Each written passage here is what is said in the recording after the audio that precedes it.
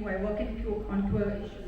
Young people are actually starting to understand sexual rights in a positive way, but they also understand that non-consensual acts are not welcome and they complain against it. I think it's the older establishments, workplaces that are fighting to establish ICC. They don't see the benefit of preventing a big case that actually affects your reputation till Infosys actually had to deal with such a big settlement, I would say. I just want to say this, actually the universities are actually the hub of places where ICCs have become very functional because the UGC is very active on it.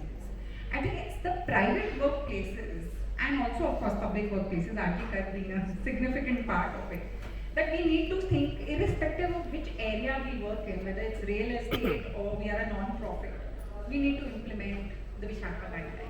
Absolutely. No, much cheaper actually, I would say. Very valid point. The point here was about how we preparing our youth to kind of go into the corporates and understand the nuances. So of course, youth is very receptive of how they need to behave. So going back to just one last point, actually a lot of people who came to the ICC and actually men appreciated the fact that we told them at a very early age in their professional life.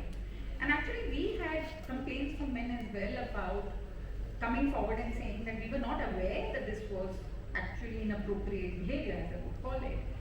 And the fact is that it doesn't matter, when we function as an ICC, I think it's very important to be sensitive to both genders, and we provide a fair procedure. So we will come to so you have we will come to the gender participation. Yeah. So you have a lot of young people coming forward and appreciating the fact that you're telling them what to do in a workplace or a profession. Yeah, just hold on your thoughts on that, because we'll come to the gender participation, the gender inclusivity.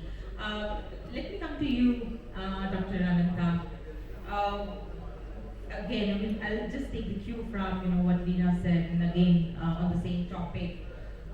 What are your perspectives on the challenges and opportunities for women in higher education? Because we have seen that we normally read news, we have seen, we have read that after a certain age or after a certain schooling, I would say, they find it a little difficult to go for higher education because. So what do you think? What are your views on, and your perspective on what challenges at the same time opportunities can you provide to women who want to pursue higher education? So while our topic today is from streets to boardrooms, but I think the story always starts with the family, right? So first and foremost, I think your foundation gets set in your home, wherever you are. And if your home environment is conducive to education, to supporting the girl child with education, then the realization comes, and at a certain age, I think women are on auto mode. It's only till a certain time that you need hand-holding. It's not that you need hand-holding lifelong, right? I'll just give you an example of my driver. He's got 2 boys and 2 girls. He's just 32 years old. He has 4 children, and they're probably 1 year apart. But he is so clear that he says, "Jo bhi education dunga, sabko barabar hoga." He gets a home tutor at home so that all 4 of them can get educated and be at par, right? Similarly, my maid at home, her husband does 2 shifts in a factory so that she only has to do the cleaning and mopping in one house. She comes on his scooty or whatever it is so that she is comfortable. So when you're talking about the world is already changing a lot, I'm just telling you the world around us, and I'm not talking about people like you and me, I'm talking about people who are our support system in our homes. So education is important. I think everyone is aware of it. If parents, have to know, they cannot be selfish कि नहीं ये मेरे को घर के काम में help कर रही है इसलिए I'm not allowing her to go there. So that's at a certain level in the society. When you talk of middle class or upper middle class or upper class, who is stopping education for the children? Nobody is stopping education. The problem doesn't happen there. It's when you start working, and like she rightly said, it's only when you start working, then managing, so many changes happen in a woman's life. There's marriage, there's motherhood, there's elder care, there is, it's a patriarchal society, so home management is still still happening with the woman. So does she have the resilience and tenacity to deal with all of that and still smile and have time for her personal care and hobbies and growth? So the question is that women, like she said, Draupadi ने खुद ही अपने की मदद करनी है. इस समय पे हम एक सैंडविच जनरेशन है जहाँ रोल्स बड़े क्लियरली डिफाइन नहीं है. जैसे हमारी ग्रैंडमदर्स थी, they had a good life. They managed the home, they took care of the kids, their husbands took care of the finances. There was role division, कोई ऊंचा नहीं था, कोई नीचा नहीं था, अच्छी जिंदगी जी उन्होंने. We are doing a man's work and a woman's work and a mother's work and a mentor's work, and we have our own interests and we are ambitious. So we stand out like a tall poppy and everybody is out there to break the tall poppy. So the microaggressions happen at your workplace because your money is your money, but his money is the family's money, is still the perception. So those microaggressions in the boardrooms have to stop, where people are poking you where it's not required, or your shine is being seen as a threat. Those things should not happen, and for that, both boys and girls have to be educated. Not just the boys. Boys को तो आप सिखा दोगे, क्योंकि sisters भी हैं. Mother, every Indian man I have met, and I have asked a lot of them with whom I'm comfortable, is a mama's boy. There's nobody in this world he respects and adores more than his mother. He would do anything to make his mother happy.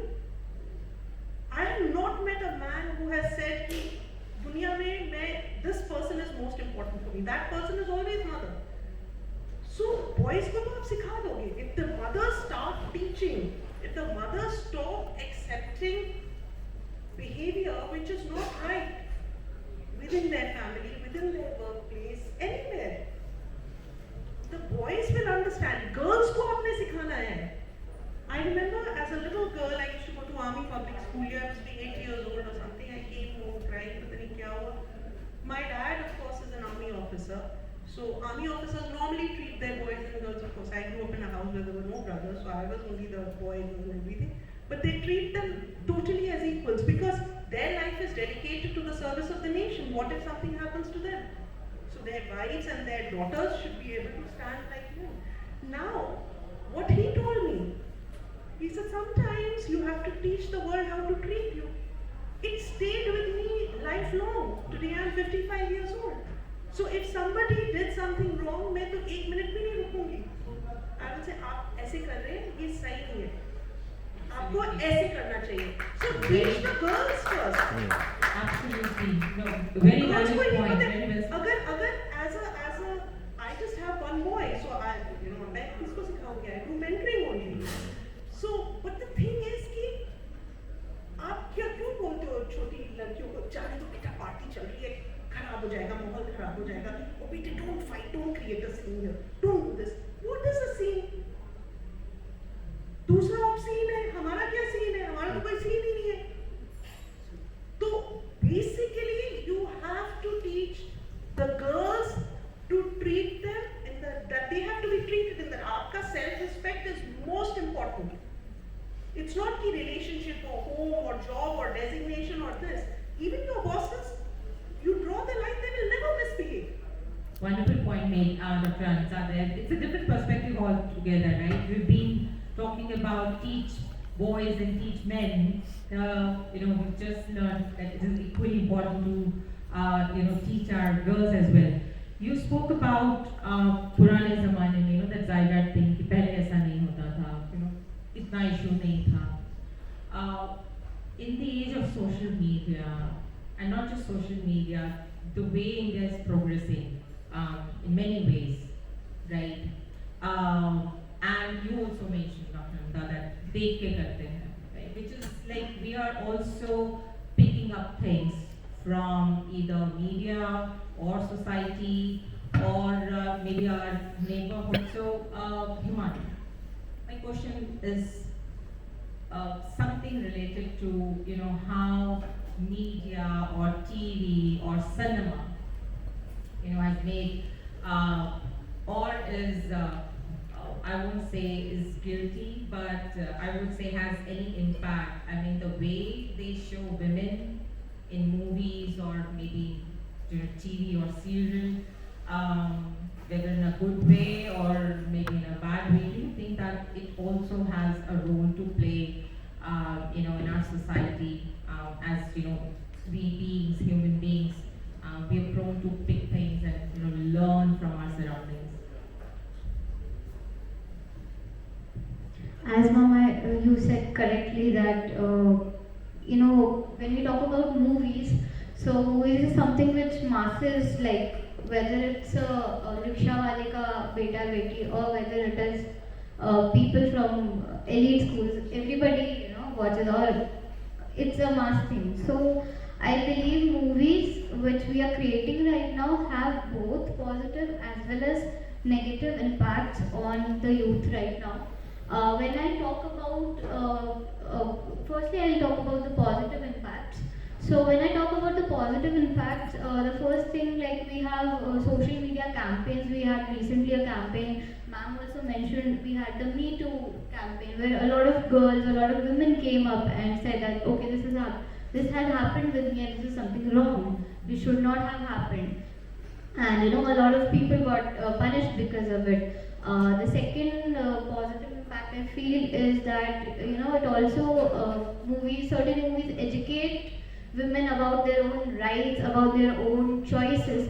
A recent movie we had, which was not recent but a very famous movie, which was Pink, in which Amitabh Bachchan gave us a very strong message that a no means a no, and it is in itself a complete statement, and which gave us education about how important is consent in any kind of relationship, whether it's a marriage, whether it's a love relationship, whether it's friendship. And besides that, it Bollywood also plays an important role in promoting some positive role models. For example, we also had a movie known as Thappad, in which Taapsee Pannu had played an important role, and she played a role of a woman named as Amrita, who chose her self dignity over her marriage. So that also again gives a very strong message that love should not come at the cost of dignity, self dignity.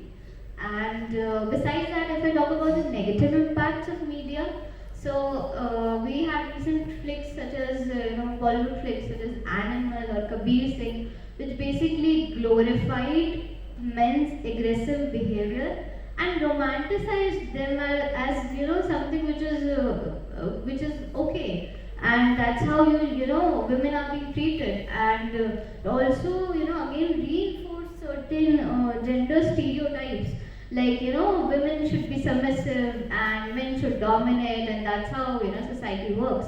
So besides that, a little part of media also, because I am someone who loves literature and I am someone who reads a lot, I believe there are certain women authors who have done great work with it. So you can start with from early age. So it was Amrita Pritam, Miss Amrita Pritam from 1990, who wrote 1919, who wrote a lot of literature about feminism from that time only. And then we had famous novelists named as Anamika. Her works such as Doobdan or Bayalis Charasi, they strongly give a message that how education is important when we talk about women empowerment. And I just would like to end with we are the gram generation, we call it, because we are the social media platform right now is Instagram. So we have a very famous Instagram poet known as Nikita Gill, and we were talking about that. Ma'am talked about that we should just come up. We can save ourselves, correct? So this is something which is portrayed in one of our poems, which is like this. It starts like this, that there will be no sorry. There will be no sorry. When you are a hunted thing, you learn that Saris were not built for you. When you are a hunted thing, you learn that saris were not built for you. So you learn to become the hunter yourself. You teach your bones the magic, the music. You will be no lamb to the slaughter. So what if you are only human? You can turn brutal people into cautionary tales by raising your voices. You just need to learn the art of thunder, the craft of soft war. Thank you. Wonderfully put. Yes, definitely deserves a round of applause. And it's coming from, like I said, the youngest panelist here. So you're saying that media definitely has an impact, and of course we're talking about books and some authors who write such impactful stuff.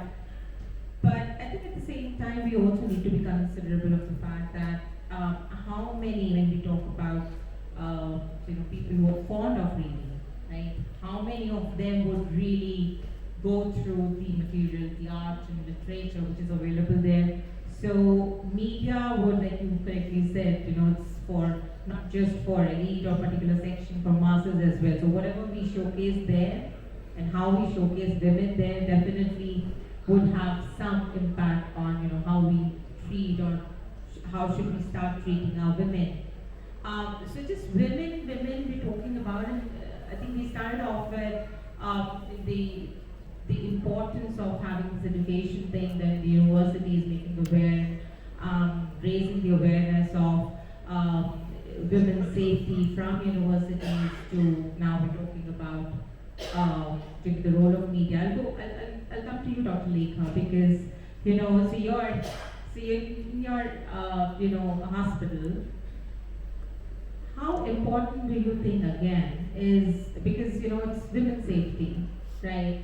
Do you think, and you're on a faculty, right? So do you think that it's really important to have a male member also in the faculty? And why I'm saying this is because this particular violence is based on gender. So it's a gender-based violence. So how important is it to have a male faculty? It's a nursing school that you run. So, male faculty as well as the male students. In our college, we have 30% male students.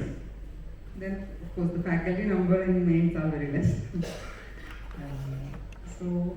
We know gender-based violence, particularly violence against women, is a pronounced expression of unequal power dynamics that exist in the society.